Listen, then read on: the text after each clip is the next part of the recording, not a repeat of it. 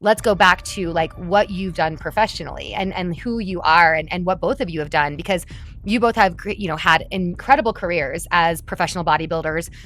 In the training industry, obviously is a very, very well-known trainer, and so successfully they were at their peak. So to go from there where you feel like it's just going to keep going up, to suddenly you're laying in bed at 3:30 in the morning, you get MRI results that basically say you have one of the most unknown injuries to mankind, essentially. You cannot walk, and this recovery is going to be a nightmare. Where's your mindset at that moment? Welcome to the AAA Mindset, the podcast where adversity isn't a setback, it's the setup.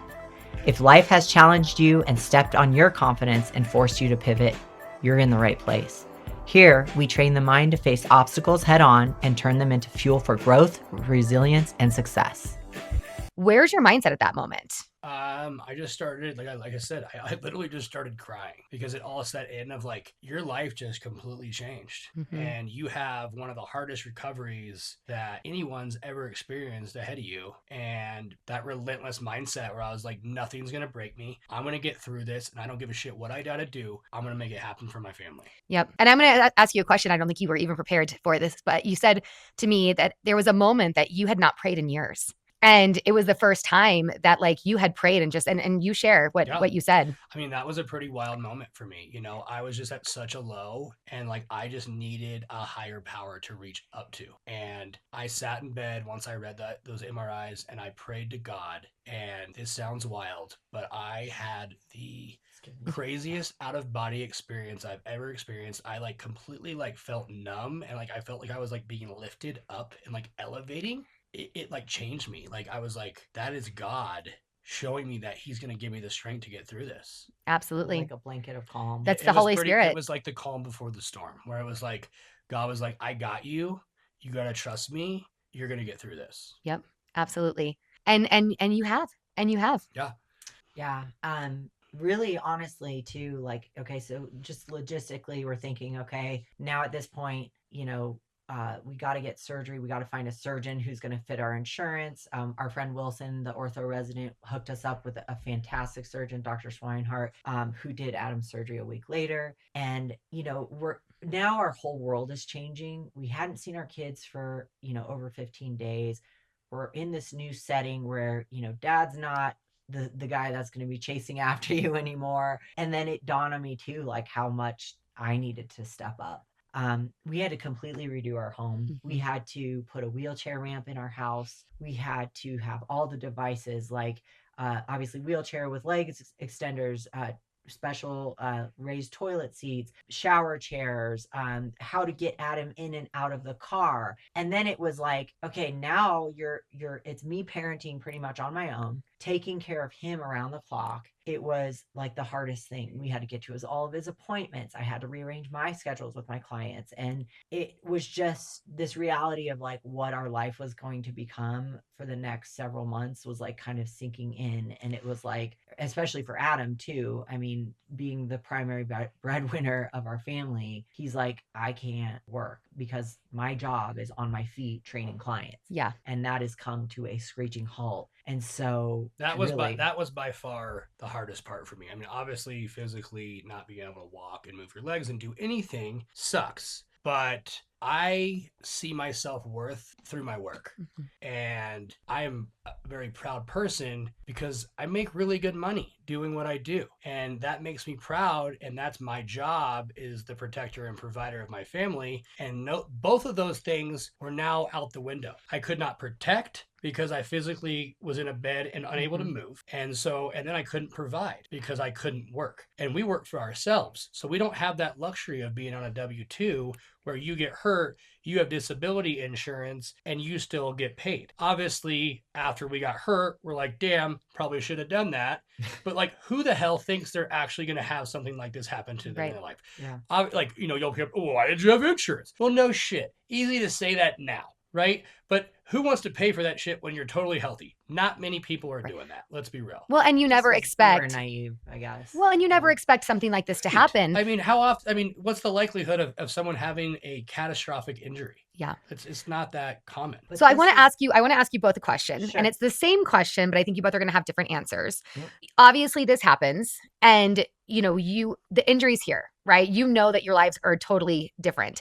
Your mindset during this time, what is that? Is it more of a fearful mindset of how am I going to provide for the family? What are we going to do? Am I ever going to be the same again? Right. So would you say that's kind of how your mindset I was? got into like survival mode where I was like, okay, I can't walk. How can I make money? And like, thank God I have an online business that does provide me income. So I was like, okay, I've got to try to maximize that while I'm in bed because that's the only way I can make money. I am very blessed. I had a couple of friends and some clients that still paid me as if I was still training them. And like, I can't tell you how much that meant to me because every time I would get like $100 Venmo, I couldn't make money. So I was just like, oh my gosh, every time I heard that ching on my Venmo, I was just like so thankful that I was blessed with friends that still like thought of me. And like when you get hurt like this, everyone's by your bedside at first, but who's there when you're 6 months in or 6 weeks in, when everybody forgot about it, life's kind of gone on for everybody else, and you're still 6 months or 6 weeks in braces in a bed, staring at a wall, wondering what the hell happened to your life. And you really at that moment know who are the people that are like your ride and dies Mm-hmm. and the ones that you thought were like your great friends, but they're actually surface friends. I mean, that's one of the biggest things that I found out through this was like you find out real quick who's there for you and who's not Yep. because it's a crazy story. Everybody's seeing it on social media. So the first couple of weeks, everybody's hitting you up. But 6 weeks, 8 weeks, when everyone goes back to their normal life and your life is still hell, who's still hitting you up? Who's helping you financially? Who's checking in on you? Those are the people that are really there for you. And let me tell you, I took note of every one of those people and I will remember those people forever. Oh, I love that. Yeah, I mean, a lot of our coaching clients and our friends and family came together. Adam, I mean, we had friends, Zach and Tyler, set up a GoFundMe for me to help raise money to help for Adam to help raise money for some of the lost wages for being out of work for at least a month. And Adam was like, trying to recruit more online coaching clients. He even did like for some of his bodybuilding competitors that were competing in a show in I think a month or two after his injury, he had them come to our house, and while he was in his hospital bed in our room, he was like doing posing sessions right there. I mean, it really like we were like we got to figure out how to make this work. I mean, pretty much every day I would wake up and be like, okay, like how can I make some money today? And it was tough because I relied so much on my in-person training and being on my feet. And so, it was just like, that was my bread and butter. So it was just like, okay, I've got to generate more income without being on my feet. Well, and this whole injury, and I want to go back to the question I had because I do want to know what your mindset was. But this injury, it brought you from this place of comfort, complete comfort, where you guys could basically kind of do whatever you wanted and were able to take lavish trips like this to suddenly crashing down and never expecting that to happen. So you as a wife, you're used to your husband being gone all day working and, you're with the kids and you've got your own, training and all the things that you do. But how did you feel? Like, was there a point of kind of panic, of maybe a little anger? Let's be real. Did you feel any of that? Yeah, honestly, this sounds bad, but I'm being honest, is I was a little resentful. And there was times where like I was just like, this is so hard. And I'm like sitting there bawling and Adam's like, we've got this, babe. Like, he's the one with the injury. It's not even mine. I felt a little resentful because for the first time in a long time, I had gotten back to competing. Okay. So prior to this injury, I had stepped away from the stage for 5 years. I came back, got in the best shape of my life. I was placing very high at these pro shows. I was pursuing my goals, right? And I was on this high of like, I just got to keep going. I just got to keep going. And that was like a priority for me. And it was like such a reality check and like a humbling moment for me, because when this happened with Adam, I like at first started becoming resentful of like, well, now I can't get to the gym and now I can't, I wasn't even like able to like really get on my meal plan and prep my meals and do, and have time for my cardio. I'm supposed to be like reversing into this, health phase with my coach and then work on building and all these next steps. And I had to like shelve that to be there for him. But that's what marriage is about. And we had some tough times. Like I remember it was like day 3, and I just had my legs cut open, and Anastasia came in and she's like, Oh, this "Hey is babe, bad. Shameful. I'm just really having a hard day. Just really going through it today." And like I wanted to be sympathetic to that, but I literally was like, "Are you fucking kidding me? Babe. Are you kidding me? Like you're having a rough day? You're having a rough day? I'm having a really rough day." Okay? So let's get it straight on who's having a rough day. I'm not trying to be insensitive to all the things you have to do, but I'm basically paralyzed right now. Yes. And in fairness, you both were having rough days, and that is For that is sure. okay. But I will say, marriage wise, it probably brought you guys so much closer because you did start taking on different roles, Mhm. right? And for you, suddenly you being gone most days, 11, 12-hour days, now you're able to be home and with the kids more and doing things that you wouldn't have been able to do before. Yeah. This is true. And so sometimes it's interesting. The hardest things that we go through in life become actually our biggest blessings. It's true. No, I mean, I got that 100%. taste of being home, and being around the kids and having a little bit more freedom and not just being, chained to Armrest Pro Gym for 10 to 12 hours a day. And it was like, oh, this is nice. Like I do enjoy that quality time with my family. Yeah. Absolutely. And and honestly too, like I said, it brought our marriage closer together, but it also helped us realize a lot of things. Like for example, like I said, I'm at the top of my bodybuilding career, peaking here, and then all of a sudden I'm like, okay, scratch that. That has to go to the side for a second because we need to be in survival mode here. And it just really puts things into perspective, how you can be way up here and be successful and be at the top or the pinnacle of everything, you wanted. And then all of a sudden, sumo wrestling dinner later, your life completely changes. And not to mention how one person can impact other people. Your injury impacted our family and our dynamic and how we, our marriage and relationships with other people and relationships with your clients and all these other things. And now it just like pulls into perspective of just because you're successful at one moment to not really take that for granted because you can have the rug pulled right out from underneath you and you can go right back down to rock bottom. And just like that perspective of just being like grateful for every little moment that you have to build things up, but also at the point of like, you're never done trying. You're never done. These moments show that there's more that God has a plan for you to do, or that you have more capabilities than you ever thought behind yourself. And so it really opened up a lot of opportunities for us. I was just going to say that actually. So a lot of the things I would say it allowed you guys to pivot, because you'll learn about Adam is that he is OCD. And he does, literally. he really is. And he loves repetition. And when things are moving in the right direction with that repetition, why would you change anything? That's why I was a great bodybuilder, because what is bodybuilding? You do the same shit. Same every thing day. over and over. But God had a different plan. And God was like, you're not going to change it. So I'm going to change it for you because there is a redirect.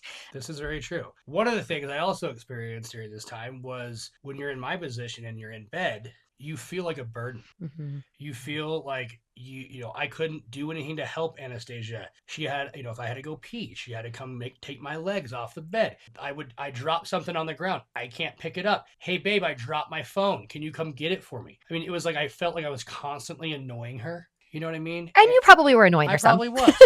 I probably was. But like at that point, I was like, I don't care. I can't walk. I need help, Absolutely. But you do feel like a burden. Yeah. And so like I would try to be like, hey babe, when you get a chance, could you possibly give me some water? Or could you possibly give me my toothbrush? Yeah. It was just So like polite. these simple things in life that you would never think about. And like, yeah, I needed her help. And, sometimes I felt like bad even asking for those little things because I knew she had to deal with so much with the kids and I'm just another problem that she's dealing with. So obviously you're in recovery now, right? Uh-huh. You're walking and you're doing so much better. I'm close to 6 months post-op. Here's a question I don't think you've ever been asked. And I want to ask you guys, both of you, if it had to happen again, if you could cancel the restaurant reservation, would you go to the restaurant or would you cancel it? That's a good question. I mean, if I seriously had that choice, I mean, there's two answers to this. The logical question or the logical answer would say yes, because going through what I did was terrible. But I would say the strengthening answer would be no, because I went through that I don't think many people can even understand. And to be able to come out of that, I had to become a better version of myself. And I'm that now. And now I'm going to continue being that person. But now I can do all the things with that mindset. Absolutely. I think again, like I said, I keep going back to like this was like this. We were successful. We're at the pinnacle part of our career and or our peak, and all of a sudden your mindset totally changes. You're being humbled. You're trying to figure out your way through this whole thing, and it's like you just learn how to pivot. You learn how to adapt, and you're like, this is what I'm being forced to do. But if you weren't at that, it pushed to in that situation, would you actually do that? And that's what you had said before. Like when you are put under pressure, when you're held to the fire, you're forced to change. And like I said, I feel like, Adam, if you were not in this situation, you would be still training 10 to 12 clients a day at Armbrust Pro Gym because it's funding our family, it's providing, it's doing all those things. And why change when you're comfortable? Why change when you're successful? I mean, one of the biggest things is why change when it's working? Yeah. Right. Yeah, Absolutely. why change when it's working? But it's also like don't equate success with just comfort, because I think we get comfortable because we've reached a certain goal and our point. And that's the thing, is like always stay hungry, to strive for more. God forbid that a huge crazy injury or crazy thing has to happen to you in your life to do that, but you got to check yourself, Absolutely. you know. Absolutely. Wow. Well, the story is incredible. And, it's one that I will say, although you went through it, being able as a sister to watch what you've gone through and like the grit that you had and to see who you are now, because I do believe that both of you have changed, and just to see like where your future's going. This happened to you to be able to help other people. And I think you'll become a better trainer and just a better entrepreneur because you can help somebody who's going through that. Oh yeah, well, let me help you through this because let me tell you what I've been through, and that mindset is going to get you through to the next level. And to be honest with you, Yeah. Anastasia gives me crap because she says that I've created a fraternity of bilateral quad tendon rupture buddies. But I bet I've had 6 to 10. And again, this is one of the rarest injuries you can ever have. You have a 1 in 10 to 20 million chance of doing this in your lifetime. You have the same likelihood of getting struck by lightning.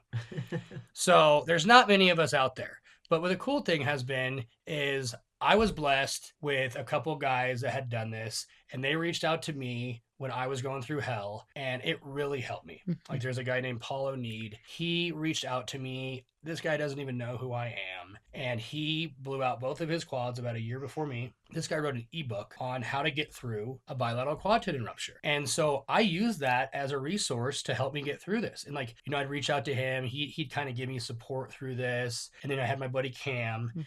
But then now I'm playing the opposite role. Now I'm the Paul to a lot of guys. Like a lot of guys are reaching out to me and they're wanting, my advice, because it's such a rare thing. You don't even know where to look because no one has ever done this. So it's so nice. Thank God we have social media. You can click on a hashtag and click on bilateral quad tendon rupture and all these videos come up. So I would go and I would see these guys' videos and I would message them. And you're so sensitive to this injury because you know what people are going through. It's literal hell. And so people are so willing to help. And it's cool to be that guy and be able to help a lot of other guys through this injury and give them the advice and give them the mental coaching to get through it. Yeah. Because I was blessed to get that during it. And I know that's what I would have wanted. Absolutely. And that's what I got. So, well, and now you can return the favor. Now it's the pay it forward. And that's you can help other people in this situation too. And it's interesting. You never know what your future holds, right? We are never in control of that, but it's how you get through things and the mindset that you have during that time. So thank you guys so much for sharing your story today. Yeah. I know it's one that's going to help so many people, whether you've gone through an injury like that or you just simply going through an obstacle in life. And that's what our goal here with the AAA mindset is to help people overcome adversity and understand that when you feel knocked down, that actually might be your biggest blessing. And sometimes you need that to actually be able to get to where you want to go in life. 100%. Thank you so much for hearing us out. And hopefully we can reach others through our stories and our trials and tribulations and help people achieve greater heights. Thanks for hearing my story.